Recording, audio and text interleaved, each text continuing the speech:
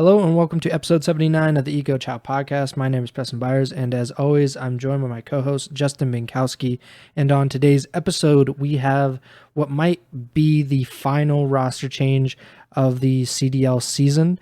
And we have a lot of very important matches to discuss, 10 from last week and the final 10 online qualifiers of the 2023 season coming up this weekend that we really need to talk about as we get even closer to the end of the CDL season. But before we do any of that, how are you doing, Justin Binkowski?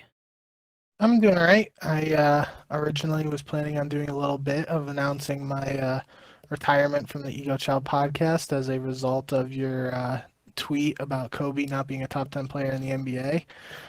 But now we got a roster move to talk about, so I don't have as much time for that. So it'll just be a little joke leading in, and we can get right down to business. Yeah, I'm just saying he's not, but I'm not going to speak ill of the dead. I'm just saying he's not a top 10 player. Yeah, episode 79 of the Ego Chall Podcast. Let's start with the most recent news. The roster change that the Minnesota RØKKR made today. Attach is back in the Minnesota starting lineup in place of Afro. A roster change I don't think either one of us saw coming, especially this close to the end of the regular season. We're just about a week away from champs being finalized in terms of the 8 teams that will compete there. And of course, we've been talking a lot about the Minnesota RØKKR lately because they are really, really close to qualifying for champs. They currently hold the 8th and final spot at champs, but that could change, and it really might change over the next few weeks. So Minnesota bringing in Attach for Afro. You seem pretty surprised in the Slack chat for our job, and I ended up writing this article, and I was kind of surprised by some of the stats that I found for Minnesota since they brought in Fame for Attach over 2 months ago. But let's get your initial reaction to Attach replacing Afro in the Minnesota starting lineup. Yeah, I'm kind of interested to hear what you had because I literally didn't even get to read or edit your article, so I didn't have a chance to look up too much stuff. But I mean, just gut reaction. It's a move that, we've seen Attach in the past play multiple roles. He can be a submachine gun, you can play an AR. But bringing in Attach, who is, in the past couple of years at least, been more of a traditional AR player, was a flex a little bit in Vanguard, but kind of really stood out with the Automaton towards the end of the year. And having him replace like more of an aggressive SMG star like Afro, who at times to me really felt like Minnesota's best player, and like when they had a lot of success at Boston, it was really him and Bance just absolutely frying, and then when they lost, it was him and Bance struggling.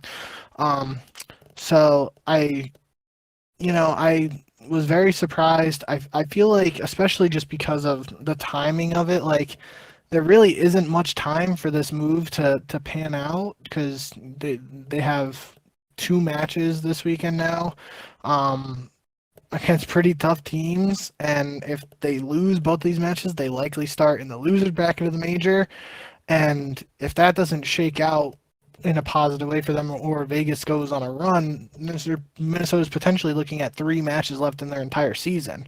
And Attach is kind of getting thrown in last minute here as a last ditch Hail Mary. That's what it feels like. And I mean, it's not.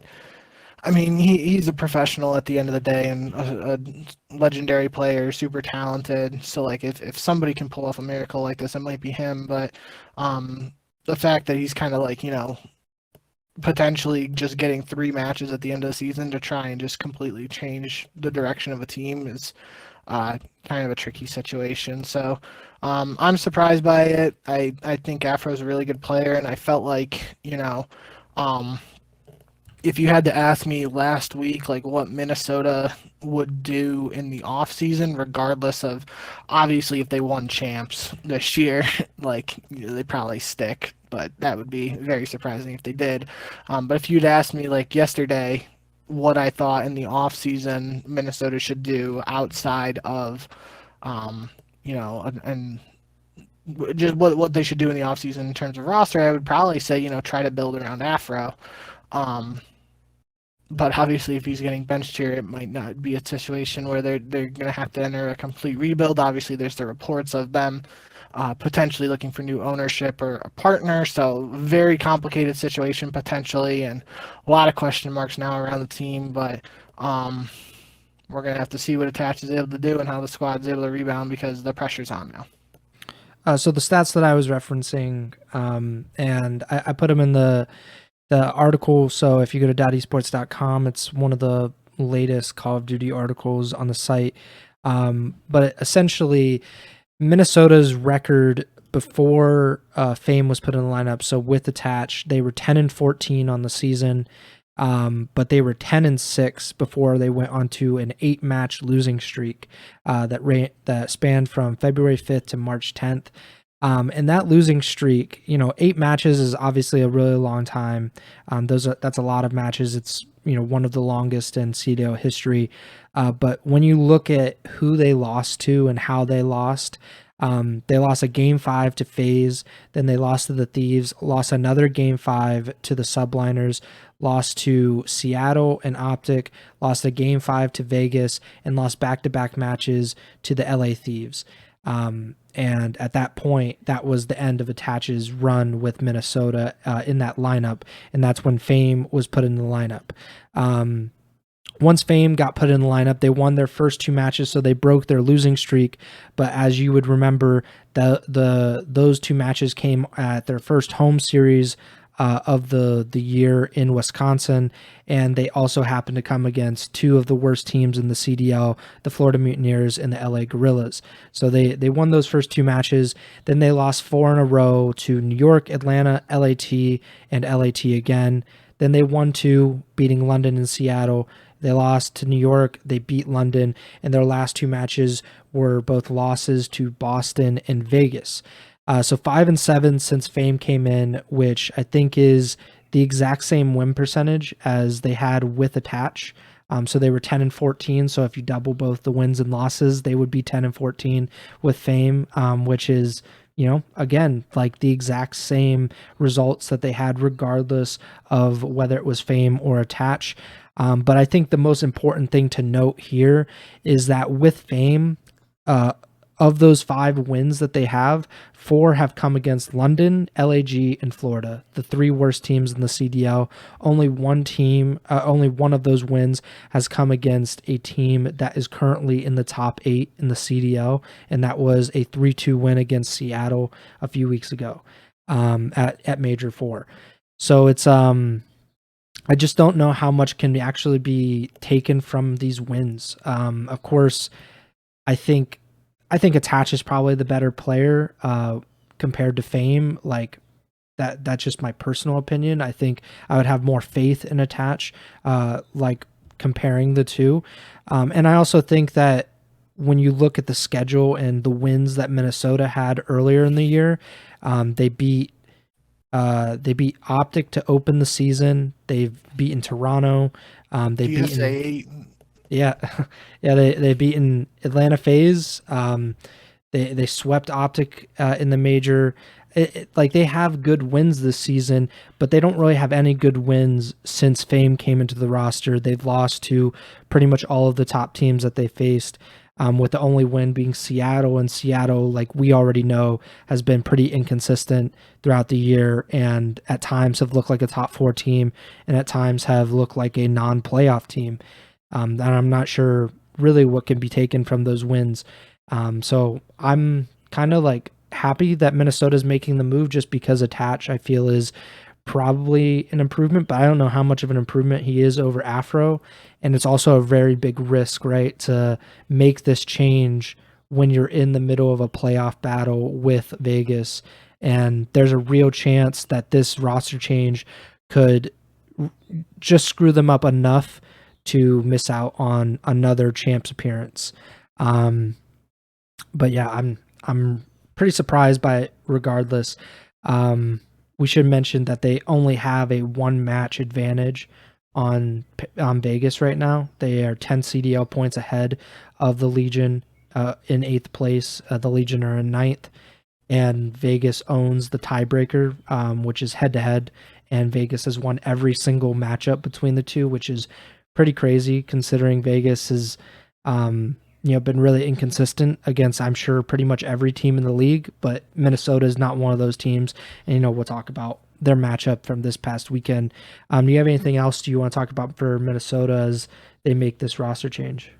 The only thing I was going to say is I saw somebody on Twitter say, like, if Minnesota didn't get that SAE forfeit from OpTic in the first match of the season, OpTic and Minnesota would literally, or Minnesota and Vegas would be tied right now and see the points. And obviously you can play the what-if game with a bunch of stuff. You can play the what-if game with what if Vegas doesn't go 0-2 at the major when they finally start winners bracket for the first time.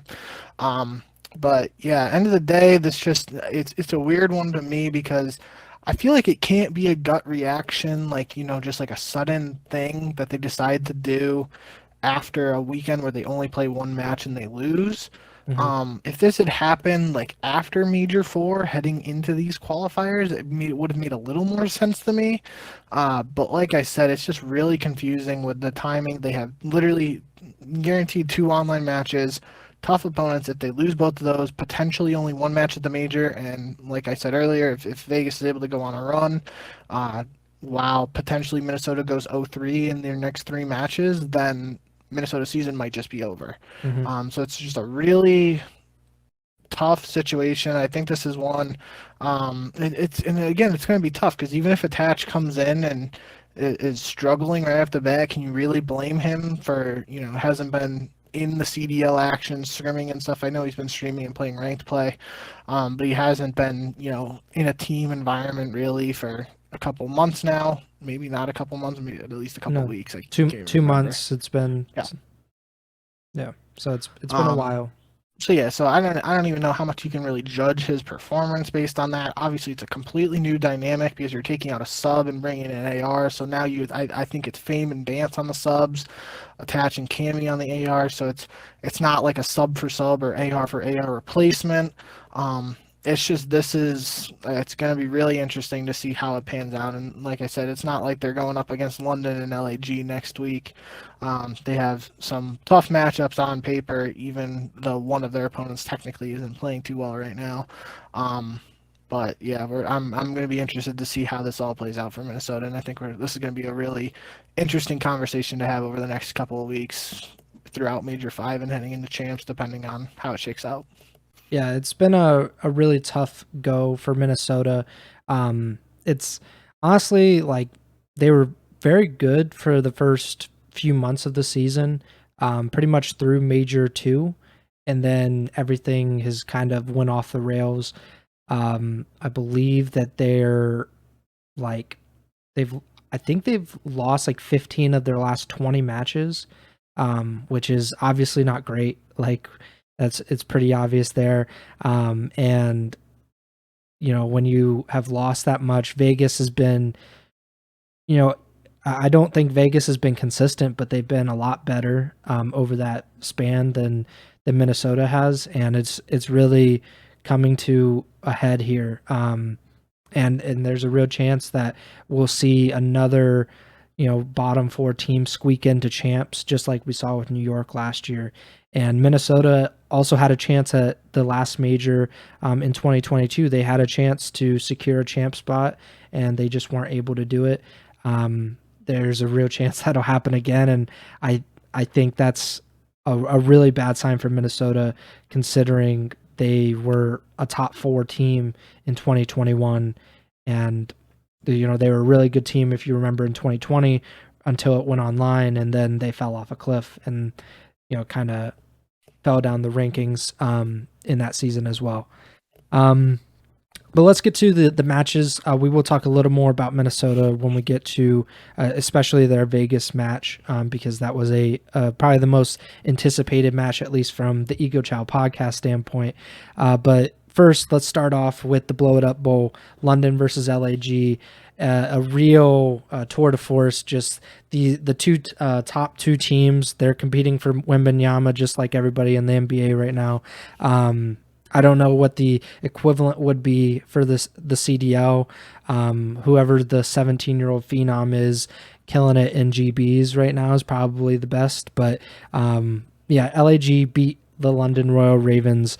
I get this one wrong. I am so tired of these blow it up bowls, and I'm just tired of London and LAG because LAG won. They break their losing streak, which is so disrespectful to this podcast. We were really pulling for a new record for the losing streak to take a little more pressure off the Legion, who currently own it. And London just, it's really sad to see them. I saw a few of their players tweeting like it's unacceptable to play like this, but at this point, I'm surprised that they are as invested as they are, just because the season has been so bad for so long. Any thoughts on the Blow It Up Bowl 2023? Nothing in particular. London wins the S&D, but LAG wins the respawns there. Nothing really to write home about them. I think this loss technically eliminated London from champs contention. They're a long shot to get in anyway, but I'm pretty sure that was the case. I can't remember for sure, but regardless, I don't think we need to spend this much time on on this match in particular, just because of like you said, the Blow It Up Bowl is the Blow It Up Bowl for a reason after their performances this year. I believe both LAG and London are officially out of contention for champs. They can't get enough points over the last week of qualifiers plus Major 5 to catch Minnesota, who's in 8th. So rest in peace to all the LAG and London fans' hopes and dreams that they would pull off a miraculous end of the season to get into champs. Florida versus Boston, two teams that do have a shot. Boston in 7th place. Florida with a very outside chance of making it to champs, but still technically are eligible to get into champs if they pull off a crazy next few weeks. But Boston did win this match 3-0. This was, I believe, was this the first match for... No, it wasn't the first match. Never mind. But this was a pretty impressive win nonetheless, despite Florida not being a very good team. Any thoughts on Florida versus Boston? Not really, no. I think in the context of what happens later in this set of matches, it's a little surprising, but this was, a 250, 232 in the hard point. I think it was a pretty impressive comeback in map 1, if I remember correctly, or I might be confusing it with another Hydro hardpoint over the weekend. But then 6-4 in the search and 3-1 in the control. So 3-0 is a little misleading just in terms of the individual game scores, but it was still a convincing victory for Boston nonetheless. We will talk about Florida a little later though. So kind of a confusing one that can't really wrap my head around in the context of the greater scheme of things. But for this match in particular, Boston comes out and gets another win after they only played one match at the Minnesota home series in the previous week, which was the loudness equalization controversy. Yeah. Next match, Atlanta FaZe versus the Las Vegas Legion. I think we both knew the result of this one coming in, but there was some doubt because FaZe has not been as strong lately, and Vegas has put up some really good fights and even got a win last week, but it just did not come to fruition here. A pretty dominant win in hardpoint and search, and a close control win for FaZe to secure the sweep. Any surprises from this one? Because, like I said, FaZe had been kind of shaky, and these two teams are generally kind of similar in that they play through S&D and kind of hope and pray that something breaks right for them and respawn. Any surprises there for you? That's what I was going to say. I mean, outside of the standings and, looking at the teams and their performances this year, all that, just like stylistically, I guess the best way to describe it is, like you said, both teams, when they win, it's usually through S&D. So that makes it a harder matchup for Vegas just on paper, because even if FaZe is struggling in hardpoint, it's not necessarily Vegas's best mode. It's not like they can capitalize on that, and then their best mode is also FaZe's best mode, and they have the historic streak, so that makes it harder for them to win. And then I don't know if I necessarily thought this was going to be a 3-0 just based on what we've seen from both teams, but I do think this was probably a good thing for FaZe fans to see just another solid victory after some, I don't have, let me look. What did FaZe do previously here?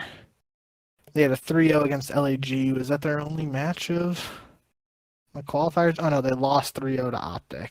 Yeah. So I guess in response to that, they played the minimum 9 maps in 3 series up to this point. So, some quick matches there for FaZe fans. But yeah, I just think, end of the day, FaZe fans, they want to see their team get a win like this over a team like Vegas. If Vegas had picked up the win here in another upset, that would have just been a monumental victory for them, and we would be talking about this much more heavily. But yeah, like you said originally, I think we both expected this to go Atlanta's way. Maybe not necessarily in a 3-0 fashion, but nonetheless, that's the end result.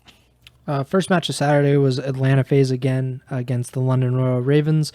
3-1 result here for FaZe. I think the most surprising thing is the control, the fact that London beat FaZe in control. Not that FaZe is very good in control or anything, but that's actually London's worst game mode, and they still picked up the control win.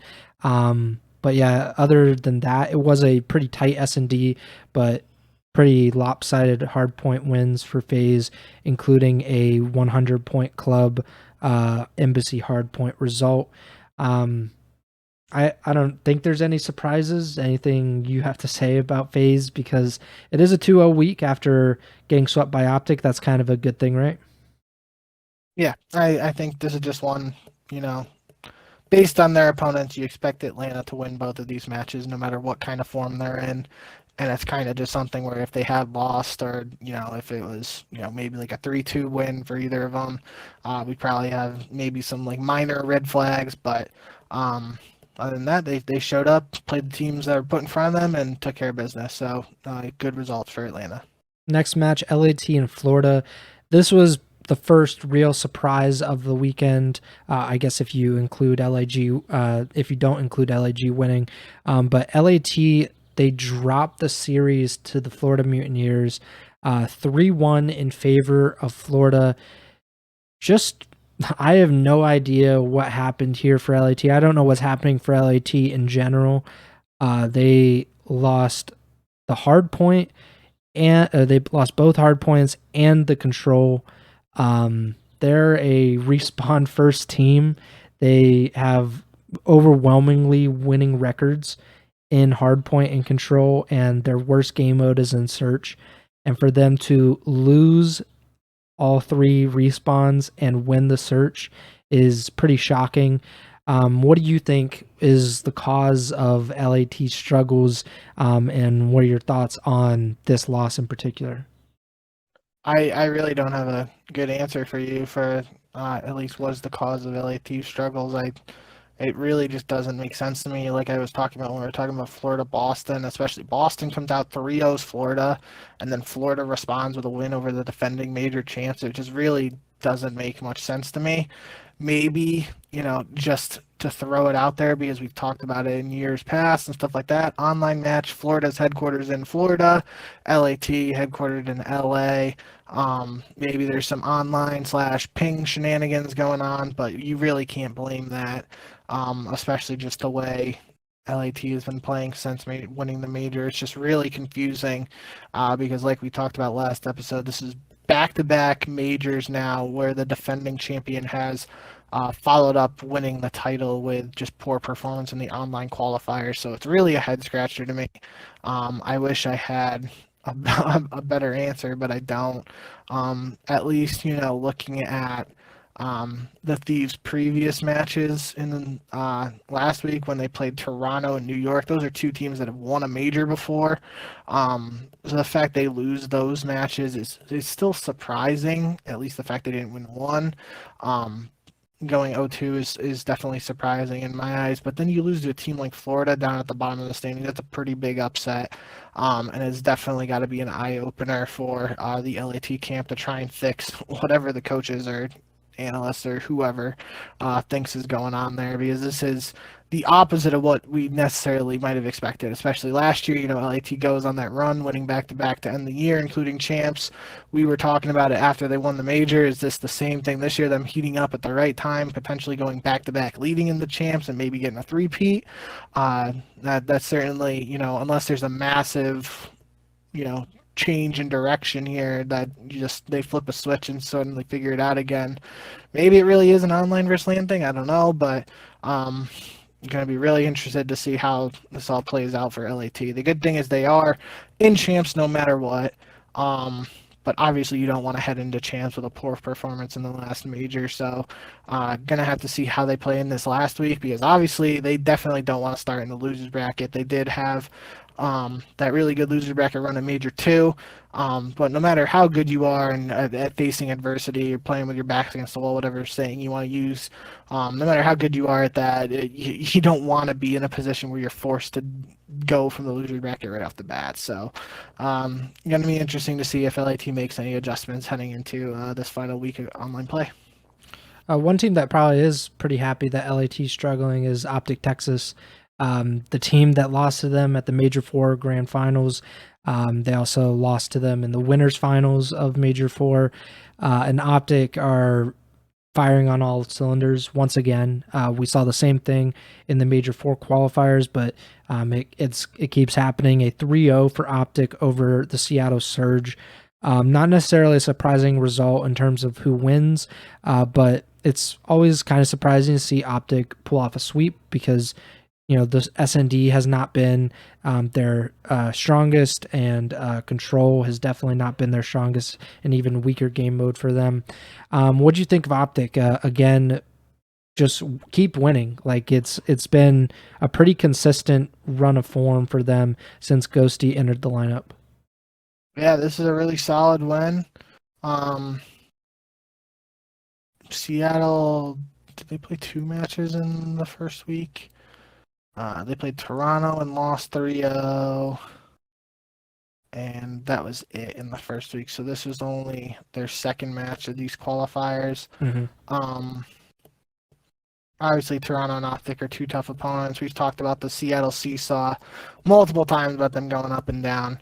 But this is just a tough opponent. Probably, again, not to compare OpTic and Seattle to Atlanta and Vegas, but this is just a tough matchup, because although Seattle has shown signs of improvement in S&D since they were on a really bad losing streak to start the year, you think of them more as a respawn team just due to how strong the slaying team they are, and that's kind of the same style OpTic plays. OpTic feels like a very well-rounded team at the moment.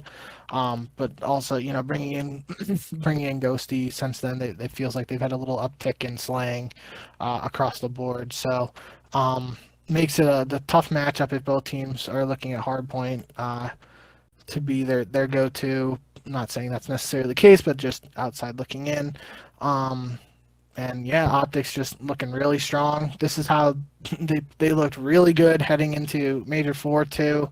You got another second place finish. Obviously, again, Greenwall always expects first, but only one team can get first. And if you don't get first, second is the next best thing. So I know Ricky Bobby might say if you ain't first, you last, but OpTic's still been playing very well overall, and especially considering LAT's recent struggles. I said it going into the last major, but when OpTic's firing on all cylinders, they definitely seem like the best team in the game in my eyes right now. Yeah, I mean, it's definitely online, and even on LAN, they are pretty much like they proved to be the second best team over the past few months, and they just consistently continue to deliver and beat the teams that they should. And the only teams that they're really struggling with are, well, the only team really is LAT, and we don't know what LAT's been doing the last few weeks online. But New York LAG is the next match that we have to talk about, the final match of Saturday. I mean, we really don't need to talk about it because LAG had just broken their losing streak against London. So it's a little too much to ask for them to win 2 matches in a row. And New York has looked incredible over the past few weeks. So it's not too much of a surprise that this was a 3-0 in favor of the Subliners. The hard point in S&D were decently close. Close is relative. And then a 3-0 in control for the Subliners to close this one out. Any thoughts on NY versus LAG?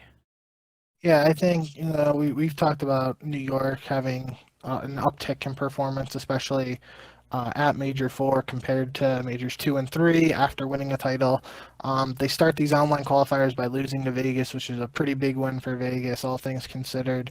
But then New York turns around and beats LAT, the defending major champion. So if you look at that on paper, not heading into that first week and considering LA Thieves as the defending champs, you're probably thinking New York is 1-1 after the first week, just opposite results potentially. And then they're able to get a win here. So it seems like, obviously they would like to be 3-0, but this is just another case similar to Atlanta, Vegas, where New York has to come out and take care of business here, and that's exactly what they did.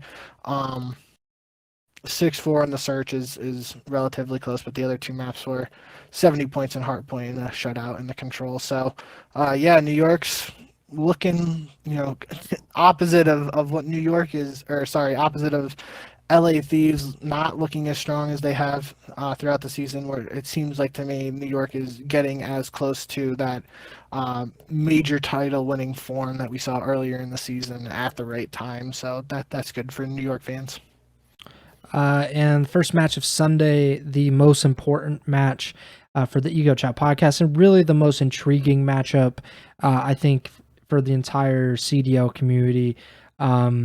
The Las Vegas Legion versus the Minnesota RØKKR. Both of these teams are still fighting for a playoff spot. Before the match, there was a 20-point gap between Minnesota in 8th and Vegas in 9th. And Vegas really needed this win to not go down 30 points, which would seem pretty much insurmountable, at least in my opinion, for Vegas to make up, especially with the fact that they started in the winner's bracket of Major 4 and ended up with no points. So there's no guarantee that they would get any points at the major anyway.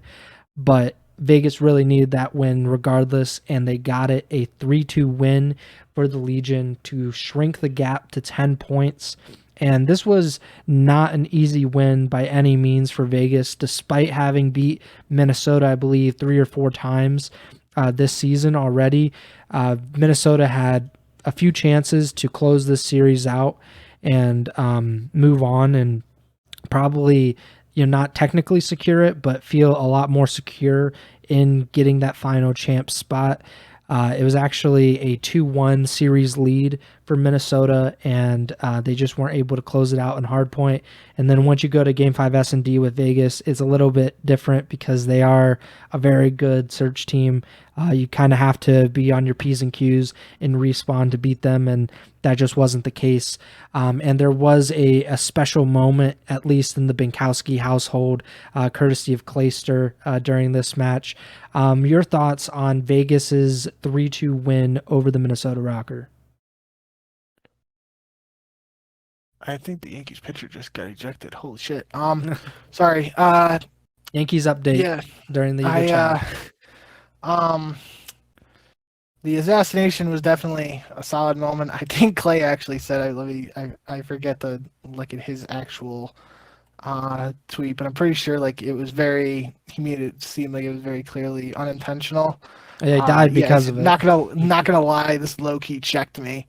So it was, obviously, as Preston alluded to, we at the Ego Chall podcast, and me in particular, are huge fans of any assassinations. Shout out me assassinating Jim in 2019. But yeah, I just outside of all the gibberish, this was an absolutely crucial match win for Vegas. We've talked about it multiple times now over the last couple of weeks, it feels like, so I don't really want to repeat myself a ton, but Vegas had an opportunity to dig themselves out of a hole at Major 4, didn't capitalize on that, have the opportunity here to play the team directly above them with a tough schedule in their other qualifier matches. This is basically a must-win, and it was really good to see them just come out and take care of business. If they had lost this, it would have been, Minnesota up 20 points on them. Maybe Minnesota doesn't make a roster change.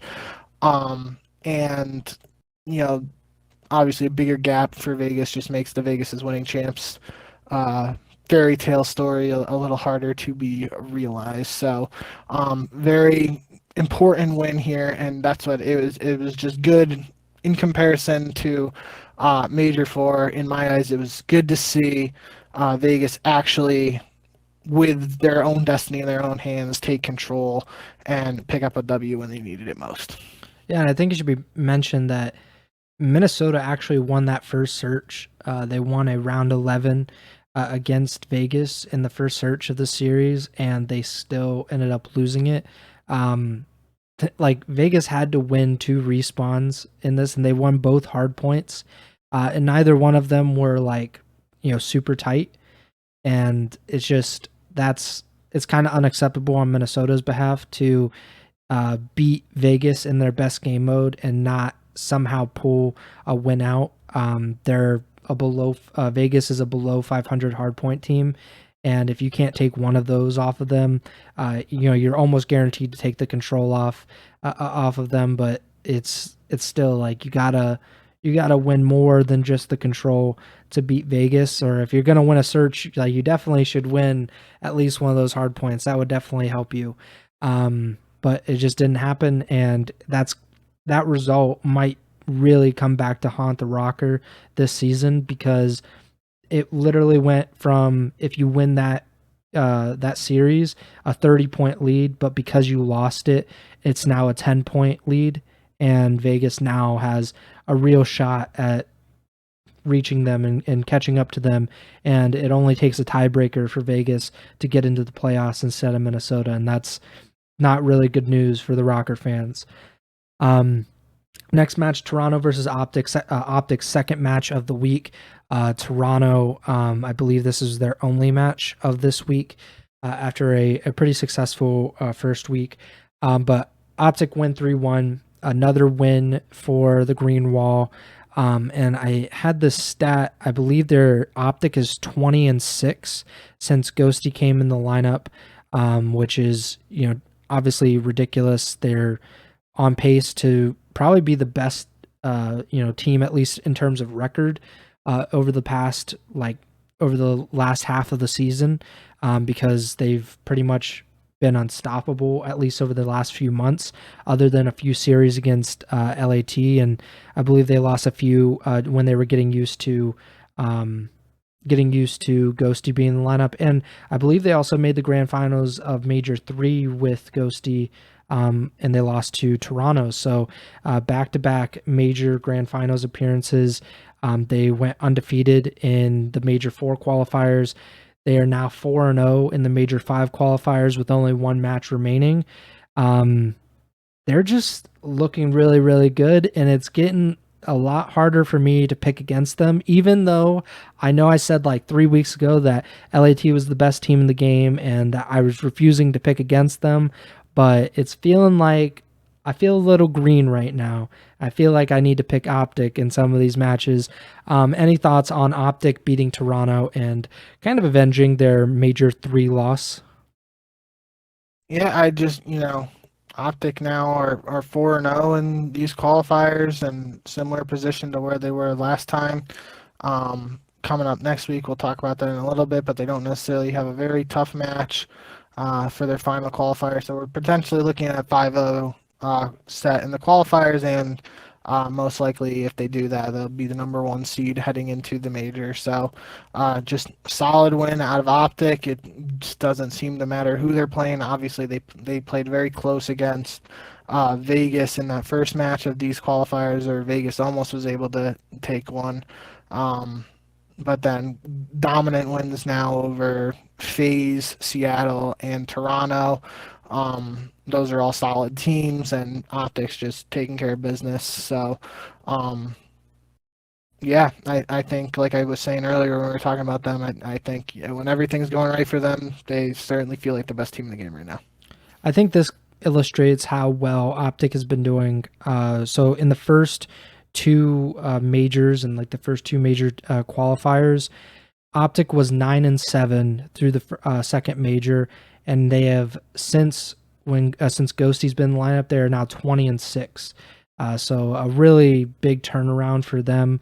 Um, they're competing still for the number one seed at champs. That's still very much within grasp. And then the teams that you look at that OpTic has lost to with Ghosty in the lineup, really the only not great opponent to lose to was Boston. They lost 3-0 in the major three winners bracket round one. But then they went on a pretty crazy losers bracket run and end up getting to the grand finals to play against Toronto, and since then they've only lost to LAT, and that was those two matches at Major 4. So it's been a really, really good run for OpTic over the past 3 months, and I would imagine it's going to continue. They have no reason to be doubted at this point. They've just been really, really good. And speaking of Boston, they finished out this week of the Major 5 qualifiers against the Seattle Surge, but the Boston Breach came up a little bit short, losing 3-1 to the Surge, which was a good result for Seattle considering they got swept by OpTic earlier in the weekend. Any thoughts on the Surge's 3-1 win over Boston? Yeah, I think this was maybe a little bit, on paper at least, a little closer than you might have expected, just because of Boston coming off of a win over Florida, Seattle coming off of a loss to OpTic. So it's good for Seattle fans in my mind to have them respond here and pick up a win. They win both hard points, and I believe they made a 5-2 comeback in the S&D, so it was a pretty solid victory for Seattle. I think Seattle's a better team than Boston, so it's just for that camp to pick up a win here against the team that they should beat is a good way to end their week, as opposed to having another upset and having all these questions lingering for a week before heading into the final set of online matches. Yeah, definitely. Yeah, and that does it for the matches from this past week. I should mention that our pick'em records are pretty similar. We had the exact same picks aside from the Blow It Up Bowl this past week. So there wasn't going to be much change regardless. There was going to be a one-match difference either way, depending on who won between LAG and London. And unfortunately, London really let me down, which has been a trend for like 2 years now. But that means that I was 8-2 this past week, because we were actually pretty good in picking the matches, and you were 9-1. Meaning your overall record this season is 110-78, and I'm 107-81. So it's really coming down to the end. We're almost like Minnesota and Vegas. I'm Vegas. You're definitely Minnesota, and I got Clay on my side. I got the power of the CDO. I got a lot of fan share according to Breaking Point, so everybody's rooting for me. And you're just lowly Minnesota trying to make a late season roster change to stay ahead, and it's not going to work. I'm sorry to tell you. But let's get into these predictions. Let's look at the standings real quick, and then we'll go to our predictions. So the standings, as we are talking, as we head into the final week of online qualifiers. Atlanta FaZe staying at the top, not a huge surprise there, with 325 points. They don't have the most wins this season. That actually belongs to OpTic, but because of their major placings, that outweighs the individual victories. So Atlanta FaZe with a 15-point lead over OpTic Texas. OpTic has they're 15 points behind FaZe, but they're 45 points ahead of Toronto in third. So I would imagine OpTic is pretty safe of keeping second at this point, but OpTic's probably looking at first more than they're looking at dropping down to third. Toronto is in third. They have a 10-point advantage over LAT in fourth. LAT has a 10-point advantage over fifth, which is New York. And then there's a drop of 55 points from fifth to sixth. Sixth is the Seattle Surge. And they're probably going to stay in sixth if I have to, if I had to bet. And I should mention that the top five, so Atlanta, OpTic Texas, Toronto, LAT, and New York, they have all qualified for champs. The seedings may change, but those five teams are guaranteed to be competing at the 2023 CDL Championship in Las Vegas. Again, like I said, Seattle is in sixth with 190 points, 10 points ahead of Boston, who are in seventh with 180, who have a 20-point lead over the Minnesota RØKKR in eighth with 160 points. In Minnesota, like we've mentioned several times on the show already, 10-point advantage over the Las Vegas Legion in ninth place. 10th place is the Florida Mutineers. They are 50 points back from Vegas, 60 points back from 8th place. They're really going to need a lot to break right, essentially, so they can get into champs if that is something that's going to happen. And LAG and London are at the very bottom of the CDL. LAG, they're in 11th, not great, but better than 12th, I guess. But both LAG and London are mathematically eliminated from champs contention. Not really a surprise if you've been listening to the podcast this year. But that does it for the standings, and it's something to keep in mind as we head into the final week of qualifiers. And of course, once we get to the fifth and final major of the season, that's where teams will have a chance to kind of do what New York did last year and cement themselves a spot and finish out the season on a very high note. Let's get into these predictions, the last 10 online matches of the 2023 season before we get to back-to-back LAN events. Friday, May 19th, London versus Florida, the two of the bottom teams. But Florida still, like I said, they have a chance at champs, and if they win this, they stay alive. I imagine if they lose this, I'm not sure if that'll mathematically eliminate them, but I think it would probably essentially eliminate them. I'm going to go with the Mutineers, but I could see London pulling off upset here. I cannot, and I'm going for it. LAT versus Minnesota, a match that a few weeks ago I think it would have been a no-brainer pick for LAT, but they are now 0-3 heading into the final week of qualifiers. I'm still going to go with LAT, but if there's a moment for Minnesota to pull off a win and really feel a little safer, this is it. Yeah, I'm going with LAT too. I'm pretty sure, heading into Major 4, LAT was playing Minnesota in the first round of the winners bracket, and LA Thieves was undefeated against Minnesota this year, and they won that match. So I'm pretty sure LA Thieves is undefeated against Minnesota this year. Minnesota making that change, LAT struggling right now. I think that kind of balances it out, and it should just go to the better team in the end, which is LA Thieves. I think nobody would really argue that. But I don't know. I guess this is one that could go either way, just based on recent performance and the change being a factor for Minnesota. So going to be interested to see how this goes, but I'm going with the Thieves. Yeah, it could be a honeymoon thing for Minnesota. They just get a one match bump, and that would probably be enough to at least stave off Vegas for a little bit. Final match of Friday, Seattle versus New York. Gonna go with the Subliners. They've been looking really, really good as of late.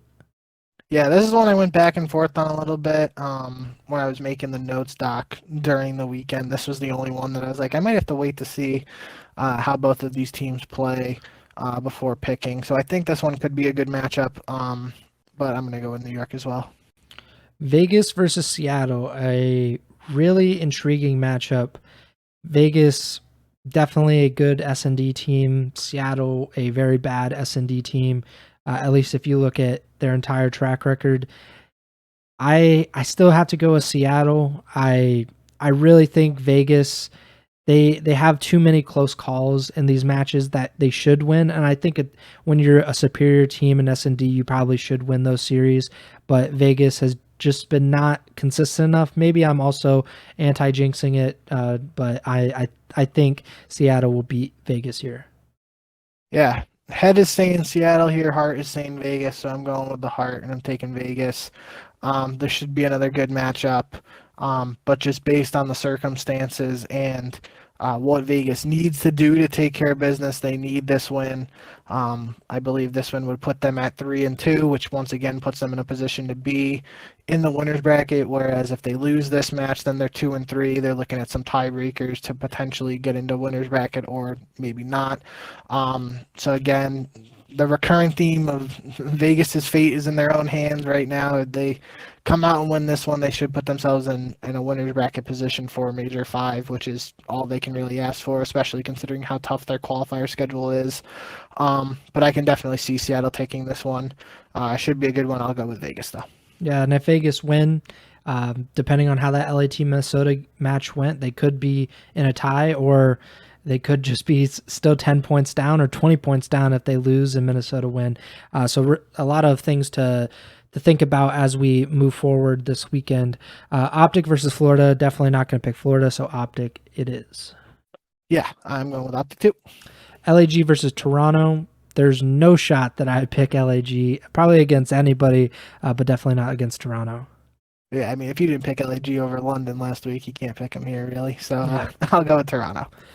Atlanta versus Boston. Not as not as straightforward as I thought, because Boston has been, decent lately, but Atlanta has been decent, and that's pretty bad for them. I'm still going to go with FaZe, but not as confident as I have been with FaZe many times in the past. Yep, I'm going with FaZe too. Sunday, May 21st, the final 3 online matches of the season. Toronto versus Minnesota, Battle of the North. A really, really big game for Minnesota, but I'm going to go with the Ultra. Yep, I got to go with Toronto too, which means if my predictions come to pass for specifically Minnesota and Vegas, Minnesota would go 0-2, most likely start in losers bracket. Vegas would go 1-0, start in winners bracket, and we would have them both at 160 heading into the major. That's maximum storyline, so that's what I'm looking forward to hopefully seeing happen. I think that's probably I don't know if it's the most likely scenario, but it's a pretty likely scenario that we go into Major 5 with 2 teams tied for the final spot, which would obviously be incredible. LAT versus London. Depending on how LAT do against Minnesota, we could be looking at a 0-4 LAT going against the worst team in the league. I'm going to go with the Thieves, but it would be hilarious if the Major 4 champions, defending world champions, lost to London, which is, obviously the worst team all season. But yeah, I'm going to go with the Thieves. Yeah, I have to pick the Thieves. I don't pick London against anybody, so I'm not going to pick them here. But I do agree. That would certainly be an eye-opener and a major red flag if LAT were to lose this match, especially since it's their last one heading into the major. Final online match, New York versus Boston. Gonna go with the Subliners. No reason to pick against them at this point, especially with Boston. But yeah, I'll go with the Subliners. Yep, I'm going Subliners too. I think it was Major 4 qualifiers. I said it, and we're in baseball season now, so I can't pick Boston over New York. Yeah. Well, at least both of those teams suck in MLB, so don't really need to look too far into it. Yeah, that does it for the predictions. Again, Bink is 110-78 heading into this weekend. I'm 107-81 in the pick'em. So I think we had a few differences. Las Vegas and Seattle that was the only difference. So either Bink will be up by 4 or he will be up by 2 heading into Major 5. But we still have champs to get to. We're not like fantasy football, and we stop like at the end of the regular season. We're going all the way through the season. So there's no real stopping here. We got a few weeks left of the season, and that feels very, very weird because we're only in May. Usually we're finishing up in August sometime for champs, but I believe it's the end of June for champs this year, and it just is very, very weird. But yeah, that does it for the show. Make sure to subscribe, like, or follow the podcast feed wherever you're listening or watching on. Obviously, I've said it a few times in the past week, but the YouTube channel is incredible. The fact that we have people hitting up Bink saying like, "Oh my God, look at that!" Like, people from his past, like seeing him on YouTube, and YouTube algorithm really blessing us lately, which is incredible to see. I know we've had a few hundred views on pretty much all of our YouTube videos over the past few months. Actually, it's been pretty consistently high. We also have had a lot of subscribers. And if you're listening on like Apple Podcasts or Spotify or Google Podcasts, thank you very much. We really appreciate you guys. And it's just been a lot of fun to do this. And we still have a few weeks left of the season, and we're going to continue to do it. And hopefully do a few off-season pods. I know we always say that, but hopefully we'll be able to do them. Make sure to follow us on Twitter at JBink with 2Ks, at Pres Byers, and the podcast Twitter's at Ego Chall Podcast. Next show will be next week, probably next Tuesday, live on Twitch, twitch.tv/Ego Chall Podcast. And the podcast will go up on the YouTube channel and the podcast feed, early Wednesday morning, usually around midnight. So if you're a late riser or a late night owl or early riser, you might be able to be one of the very first people to watch or listen to the podcast. But we'll be back next week to talk about everything that happened in the qualifiers, whether Vegas and Minnesota are tied or there's a 20-point gap or a 10-point gap. And especially we will be previewing the 5th and final major of the CDL season. And that major is shaping up to be an absolute banger in Toronto.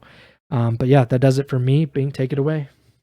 Yep, short and sweet. Thank you guys as always for tuning in. Appreciate all the support, even like Preston alluded to. If you're somebody from my past who didn't even know this was a thing and you stumble upon it, appreciate everybody who tunes in and all the support we've gotten. And looking forward to ending this year with a bang. So hope you guys tune in to the matches over next weekend, and then should have a good episode next week when we're previewing the major and all that good stuff. So hope you guys are looking forward to it. We'll see you then. And until then, remember to send the chall.